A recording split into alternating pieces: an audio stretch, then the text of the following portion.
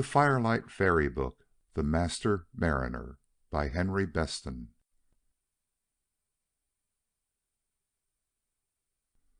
Once upon a time a fine young fisherman rose early in the morning and sailed alone to the fishing grounds. There was very little wind, and beneath the speckled clouds and the cold pearly light of the late dawn, the broad low billows went slowly and unrippled to the land.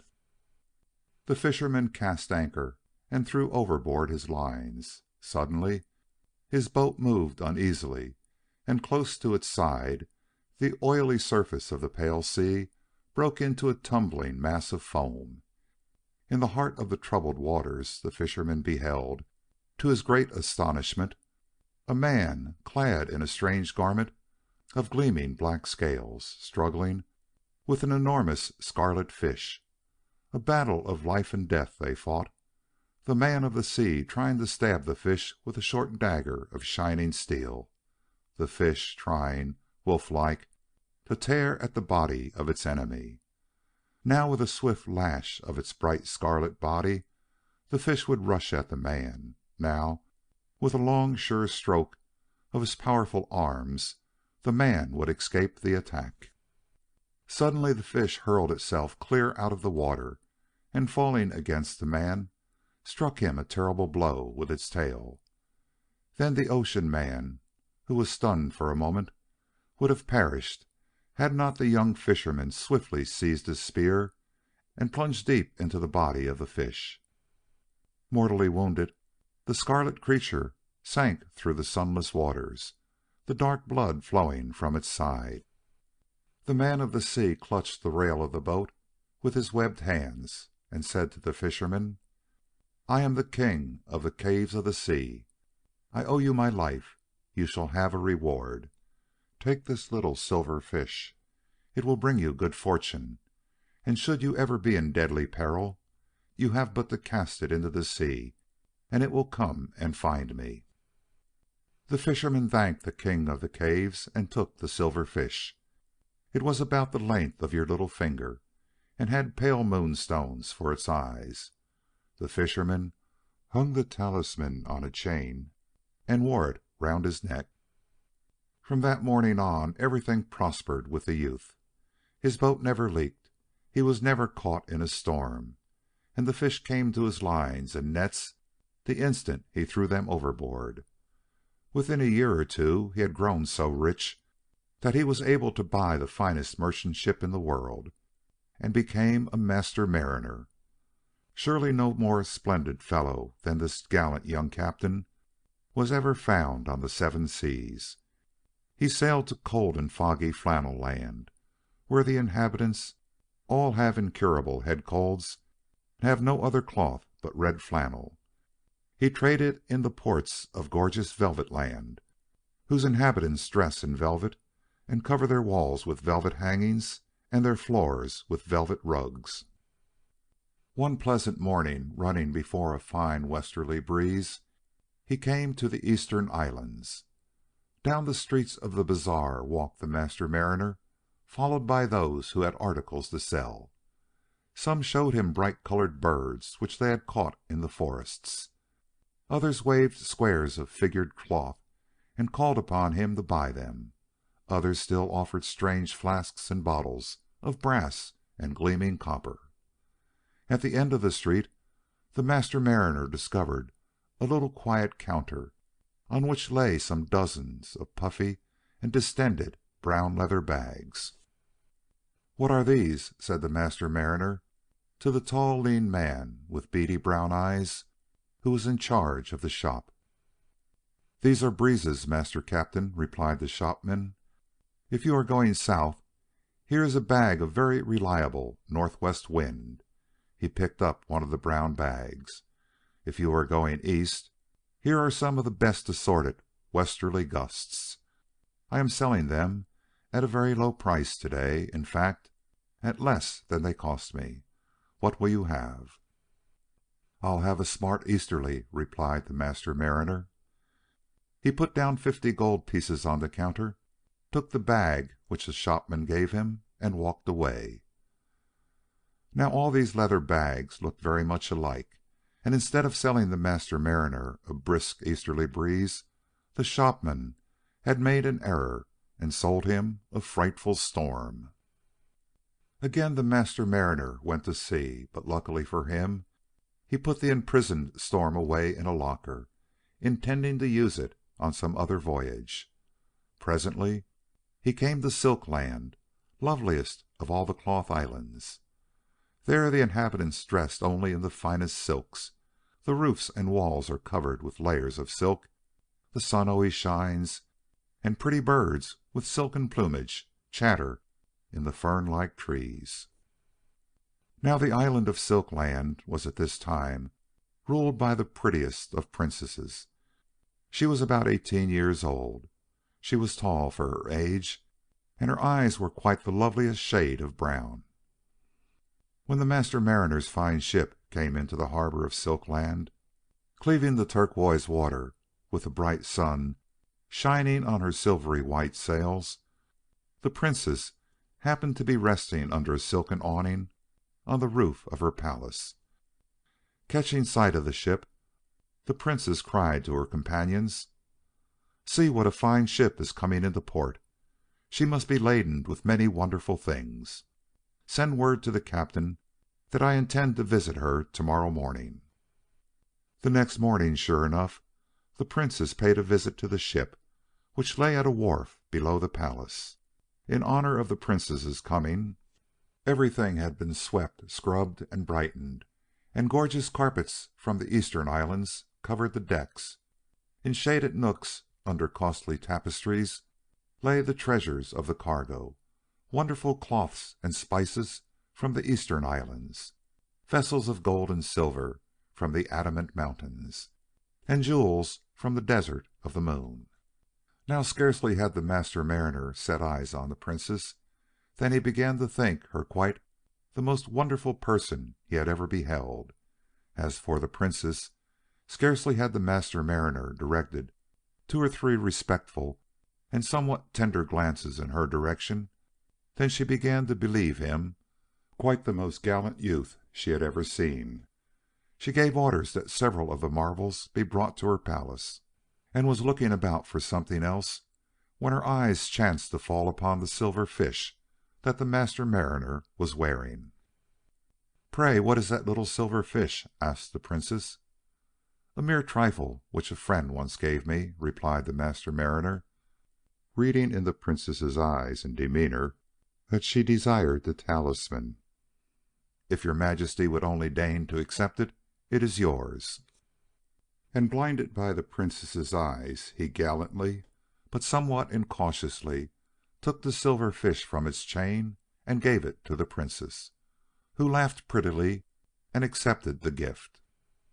Silver trumpets sounded. The servitors gathered up the treasures which the Princess had chosen, and the royal party returned to the palace with a good deal of chattering and laughter. In a few days the Master Mariner disposed of his cargo and went again to sea. But wherever he went, the image of the beautiful Princess of Silk Land went with him. Under the silk awning, on the wind-swept balcony, sat the Princess, and the image of the young captain was often in her mind. After 3 months had passed, the Princess took it into her head that it was time for the Master Mariner to return to Silk Land, and gave orders that a sharp watch should be kept from the tower of the palace for his returning vessel. One morning, just as the Princess was having breakfast in her wonderful silken bed, news was brought to her that a large ship was headed for the harbor. "Is it the Master Mariner's ship?" asked the Princess. "I do not know, your Majesty," replied the messenger. "The vessel is still many miles out to sea." So the Princess jumped out of bed, and without waiting for the ladies of the bedchamber to dress her, ran upstairs to her balcony. A great ship was coming in under a favoring breeze. Nearer and nearer it came, till the Princess could even distinguish the men aboard. Suddenly she uttered a little scream, and ran down stairs pell-mell. At the same moment the bells of Silk Land all began to ring wildly, and the beating of drums sounded throughout the town. The approaching ship was a pirate ship. From the topmast flew the terrible black flag of the pirates of the Northern Isles. Great confusion followed. Warned by the uproar of the bells and drums, the people came scurrying through the streets to the palace, some carrying children in their arms, others the best loved of their household furnishings. The palace was hastily made ready for a siege. Soon, cursing and swearing, the black-bearded pirates arrived and began to sack the town. Into every house they went, pulling out all the bureau drawers, reading private letters, upsetting the clocks, and leaving the water running in the kitchen sinks. They filled their pockets with cuff links and watches. Now, if the pirates had taken only cuff links, stick pins, cameo brooches, silver candlesticks, souvenir spoons, and sugar tongs, and then gone away, the raid would not have been too terrible. But the rogues, bribed by the horrid old king of the Oyster Mountains, a rejected suitor, were bent on getting possession of the princess. Once discovering that she had locked herself up in the strong palace, their rage knew no bounds. They made a dozen different attempts to break open the palace door, but all in vain. Finally, they decided to besiege the fortress. For 4 days all went well enough with the princess and her imprisoned people, but by the 6th day most of the food had been eaten, and by the end of the 8th day the princess knew she would have to surrender the following morning. With a sinking heart she went to a turret and looked out over the ocean in the hope of catching sight of a passing sail. But she saw only the deserted town and the pirate ship riding at anchor in the bay. An hour later she went to the turret again, and again she saw no sign of anything at sea. A terrible despair seized upon her, but nevertheless once more to the turret she climbed. Far out at sea, headed toward land, was the brave ship of the Master Mariner. So great was the joy of the poor princess at the sight of the gallant vessel that she almost swooned, but recovering herself, like the princess that she was, she ran down into the courtyard and told the news to her people. Immediately those who were weak or fretful from hunger began to take heart, and all who could crowded to the barred windows. The Master Mariner's vessel came riding into port. The watchers saw her drop anchor, saw the boats being lowered, and the sailors coming ashore. Soon the pirates and sailors were at it, hammer and tongs. A ceaseless clack-clack of steel, beating upon steel, rose to the turrets of the palace. There were dreadful duels in the alleyways and battles in the public squares.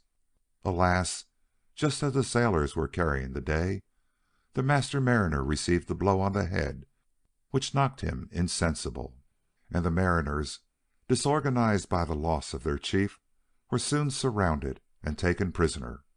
Then, taking heart, the pirates rushed the palace and burst open the doors.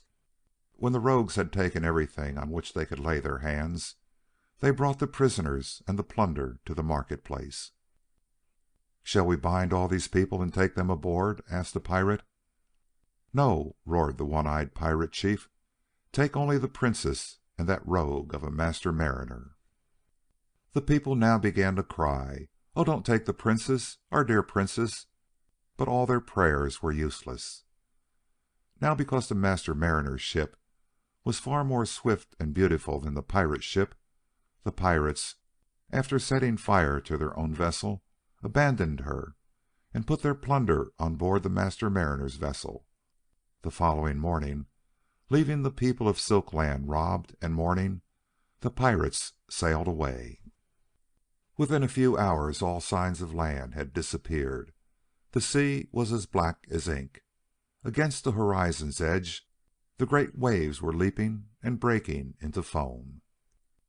"Bring me the list of booty," cried the pirate captain, roaring the last word. So the pirate treasurer came on deck and read a long list beginning, 53 scarf pins. "Hooray!" shouted the pirate crew. 185 sterling silver berry spoons, next, announced the treasurer. "Hooray!" cried the crew again. 1,000 clocks, cried the treasurer. "How many with alarms?" asked the old pirate anxiously. There was a strained silence. The treasurer consulted his list. 749, he answered. "Hooray!" yelled the pirate crew. When the list had been read, it took very nearly half an hour to do it, the one-eyed captain cried, "Bring forth the Master Mariner." So the Master Mariner was brought forth and thrown brutally against the mast. The pirate chief put his arms akimbo, cleared his throat savagely, and roared, "So you thought you were going to punish me, did you? Well, I'll show you what happens to people who upset my plans. Here, Hawkeye, and you, Toby, throw this fellow overboard."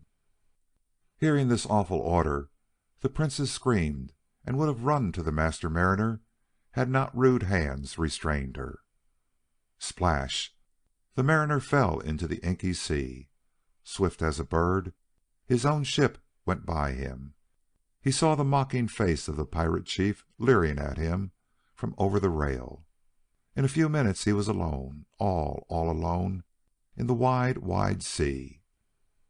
For some time he swam about, and by great good luck discovered a log of wood strong enough to bear his weight, floating near at hand. Upon this he climbed, and there we shall leave him for the present.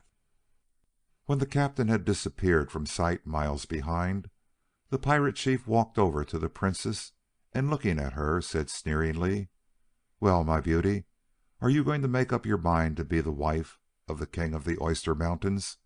I'm taking you to him, and mind now, no fooling."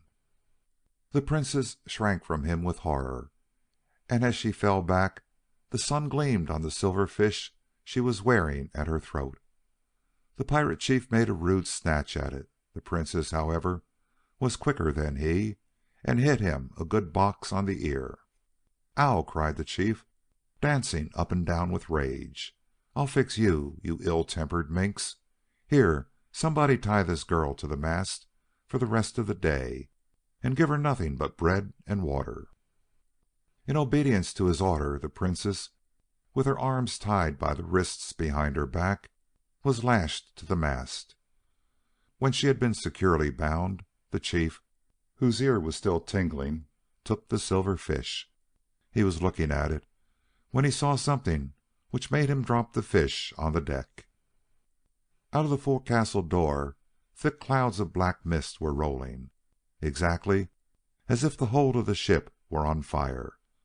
For a meddlesome pirate had found a leather bag of storm wind and had opened it, mistaking it for a bag of wine. The strange clouds swirling round the deck grew instant by instant darker and denser. Soon the tops of the masts could no longer be distinguished. The sun took on a horrible copper hue, and the sea became a mottled black and green. A howling wind arose. A moment later, with the violence of an explosion, the storm burst. Mountain high rose the glassy white-capped waves. The lightning fell in violet cataracts, and thunder roared and tumbled through the caverns of the sky. An ocean of hissing rain fell into the waters. Suddenly the pirate chief, as he staggered down the stairs, shouted, "We are lost!" Just astern, an enormous glassy wave, higher than the masts of the ship, was about to break. The pirates yelled, but little good their yelling did them. An instant later the wave broke upon the deck. Crashing tons of green water swept every single pirate into the sea. Slowly, and with the tense struggle of a wounded animal, the good ship lifted itself from the waves. The Princess was the only human being left on board. Only the cords which bound her to the mast had saved her from being swept away. Now when the water swept the deck, the silver fish which lay at the Princess's feet became alive and darted over the rail into the sea. The storm continued. The helpless princess expected every minute to sink with the ship into the roaring waters. Suddenly, to her horror, a high rocky island appeared a few miles ahead. Toward this island, over whose cruel reefs the ocean was foaming and breaking, the ship was drifting fast. Tied to the mast, the princess listened to the terrible cry of the breakers, and spellbound watched the jagged rocks of the island ever drawing nearer.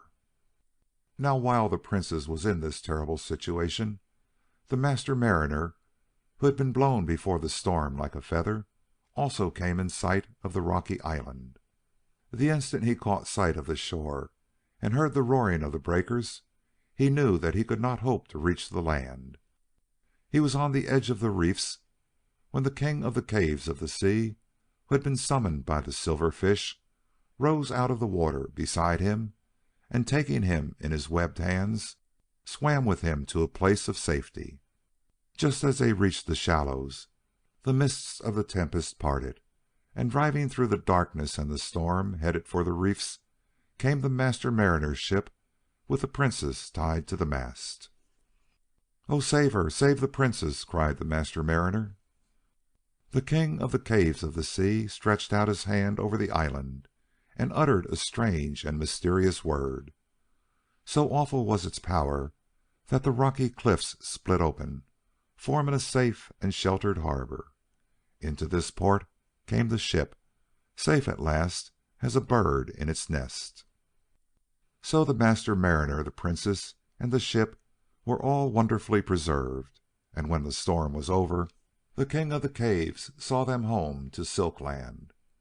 There the Master Mariner found his crew waiting for him, and in a few days they had rigged new sails for the ship, which were even whiter than the old. The inhabitants got back the 53 scarf pins, the 185 sterling silver berry spoons, the 1,000 clocks, and the rest of the booty which the pirates had stowed away in the Master Mariner's ship. Great was the rejoicing. Greater still was the joy, however, when the Master Mariner married the princess. End of The Master Mariner,